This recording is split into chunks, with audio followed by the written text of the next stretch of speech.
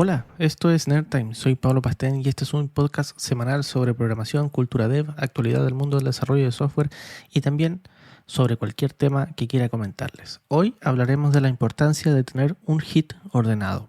Pero antes de comenzar, quiero invitarlos a suscribirse a NerdTime VIP. Cada viernes un nuevo capítulo para que hablemos en extenso de temas de ingeniería de software y otros tópicos afín. Todo por $5 al mes, más impuestos o $50 anuales. Te dejo el link en las notas del podcast. Controlar las versiones de nuestro código se ha visto súper favorecido por las herramientas que hoy existen en el mercado. Y esto desde luego ha ayudado muchísimo en la integración y el despliegue continuo. Pero a decir verdad no siempre es una tarea que está por defecto adherida al alma de los desarrolladores de una empresa o de un equipo. Incluso cuando uno trabaja solo debería utilizar Git o un controlador de versiones, pero muchas veces nosotros mismos como desarrolladores actuamos en forma individualista y no pensando ni en el bien del equipo ni en la seguridad de nuestros archivos. Y nos importa literalmente una mierda el resto del equipo y la productividad de los mismos. Hace un tiempo atrás yo estaba trabajando en una empresa en donde, aunque no lo crean, uno de los principales desafíos era saber cuál era exactamente el último código que se había pasado a producción.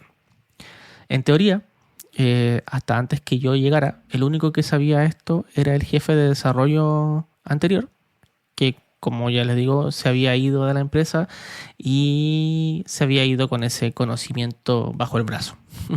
Él tenía una planilla donde iba controlando quién había hecho el último paso y quién tenía la última versión del código, entre comillas.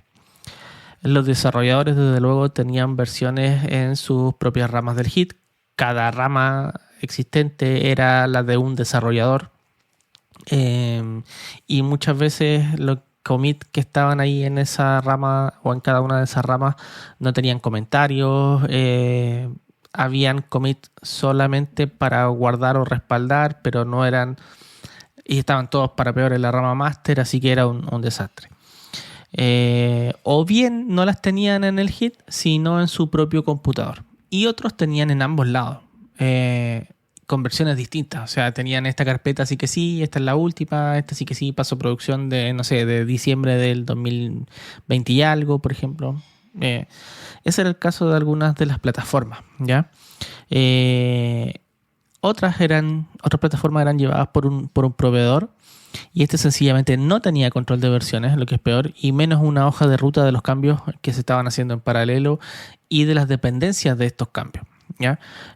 Tampoco los cambios por arrastre o cosas por el estilo, por lo que cuando se pasaba a QA algo y este era aprobado y testeado y estaba ok y no se pasaba a producción de inmediato, se generaba un desorden con las dependencias de los otros cambios que sí estaban pasando a producción, ¿ya? O sea, hasta explicarlo es medio engorroso, pero teníamos muchas líneas en paralelo y códigos que no se habían pasado a producción, que hacían dependencia, era un desastre, por lo que literalmente todo era un parto de 32 horas por decir algo poco.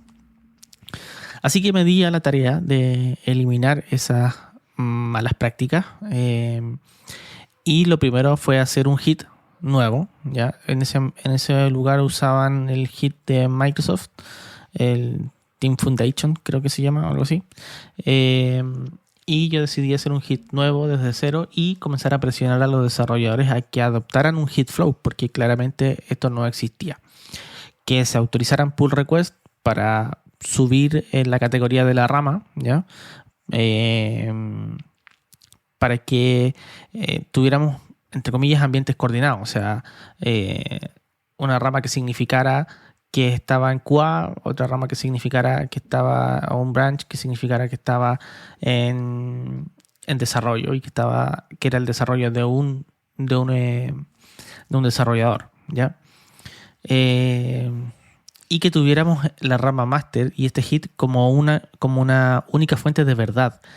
Y por supuesto que la rama master fuera un reflejo de lo instalado en producción.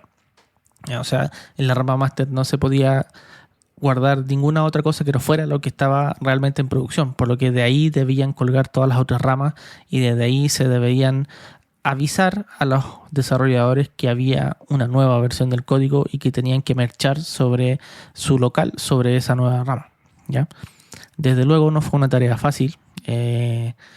Comencé con lo más fácil, que eran los proyectos nuevos, y luego fui identificando los proyectos y piezas que poco a poco iban pasando a producción y armando sus repos en el Bitbucket, que fue la herramienta que seleccionamos.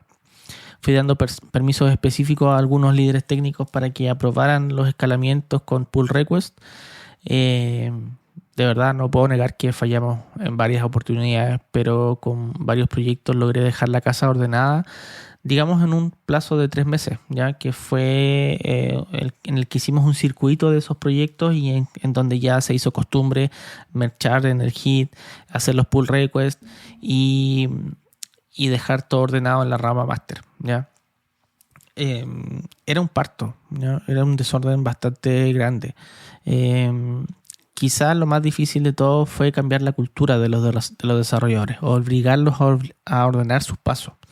Yo no autoricé ningún paso a producción si no veía que el código que se había aprobado en QA estaba una vez probado en la rama master, con sus respectivos tags, con información de los cambios en el commit y de quién era el responsable. ¿Ya? Cada desarrollador tenía su cuenta en el Bitbucket, por tanto quedaba ahí escrito quién había hecho ese último commit.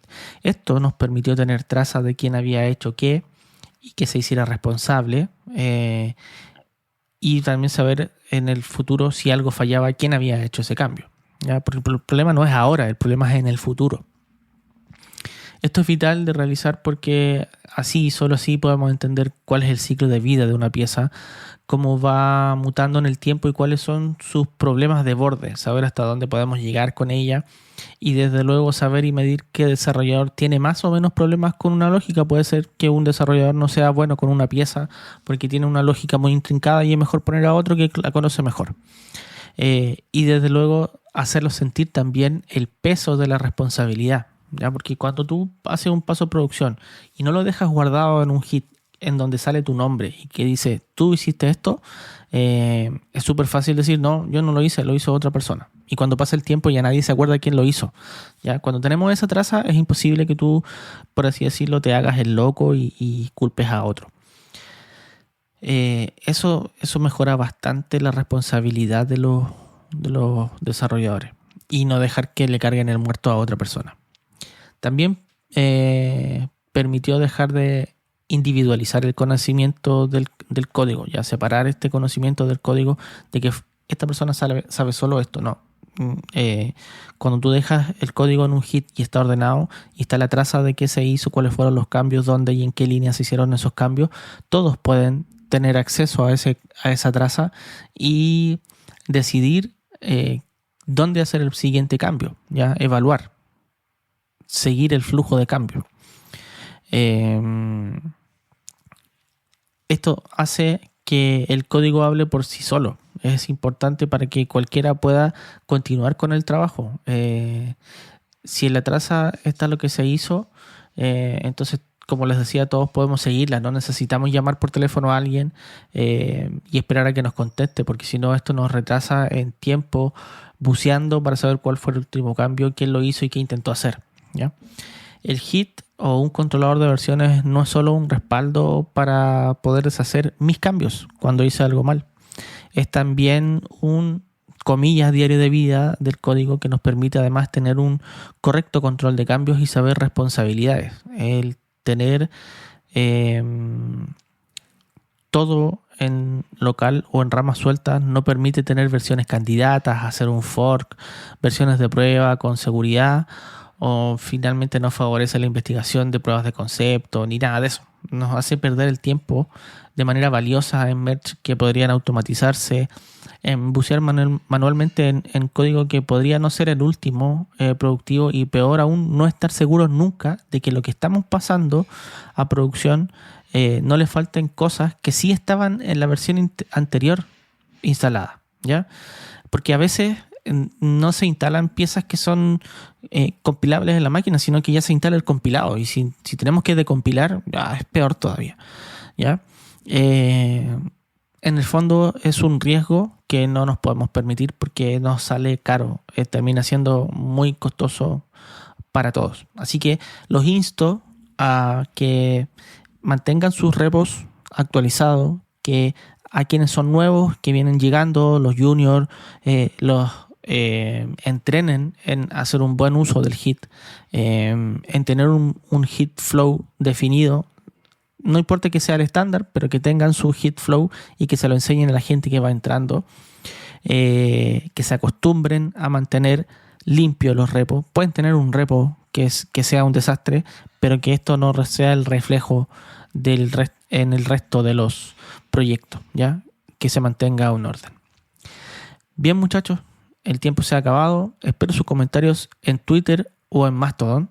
No olviden suscribirse a Nerdtime VIP y les dejo todo esto en los enlaces en las notas del podcast. Tengan todos una buena semana. Será hasta el jueves o hasta mañana en Nerdtime VIP.